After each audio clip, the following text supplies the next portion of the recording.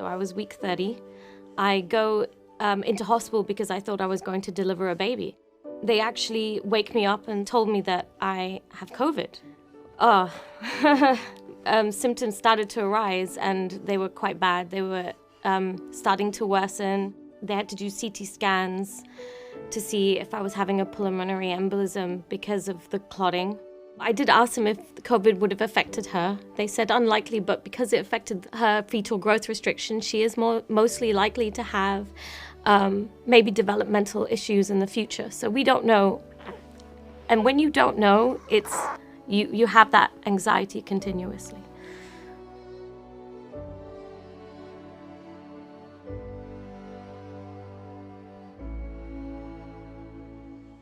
Getting COVID, it was quite a scary time, especially when they're telling me that they think the COVID did affect my placenta and the cord to the baby, so she was lacking oxygen. I've totally changed my mind from not wanting the vaccine to straight away I wanted the vaccine. For the baby's sake, if anything, I'd get the vaccine. Pregnancy for us is a normal state of healthy women and healthy babies. And the challenge that we have seen over the last couple of years since the pandemic hit is that we are increasingly looking after women who are becoming quite unwell. And we all know the most important thing for any parent when a baby is born is to be with their baby, to hold them as soon as possible after delivery. In a situation where babies have had to be born prematurely, the mums are in a position where they need to be nursed in an intensive care unit that is appropriate for them.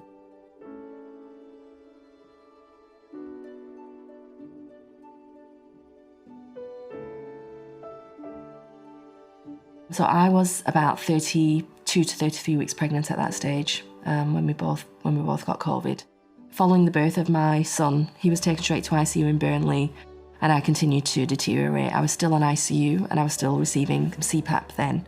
I had a conversation with one of the consultants on ICU that it would be best to ventilate me just to give my lungs a rest. But you know, my family lived through every day. They lived through the phone calls of being told that, that I may not survive. You know, potentially having to say goodbye to me on a ventilator. As a family, it was such a big part of our lives, more for my husband and my family. Over the last few months, we have data from a very large number of pregnant women, more than 300,000 pregnant women from the United States, more than 90,000 pregnant women in the UK. We know that the vaccine is effective. We know that it does not increase the risk of miscarriage. It does not increase the risk of stillbirth. It does not make the woman go into premature birth. And therefore the advice is clear. The best way for a pregnant woman to protect herself and her baby is to get a COVID vaccine.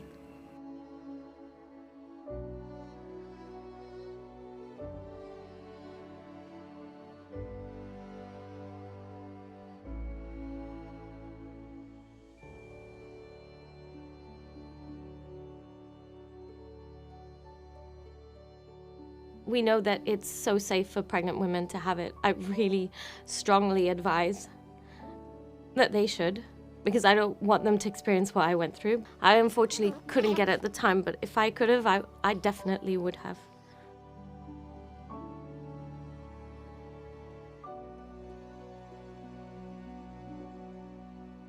My advice to any pregnant woman is that getting double vaccinated works. We know that across England, no woman who has had both vaccinations has been admitted due to COVID during their pregnancy. If you would like further advice, then please talk to your midwife or your GP or other healthcare professional, or go to your local vaccination centre and get some advice and book your vaccine from them. Book your COVID-19 vaccine today at nhs.uk/COVID vaccine.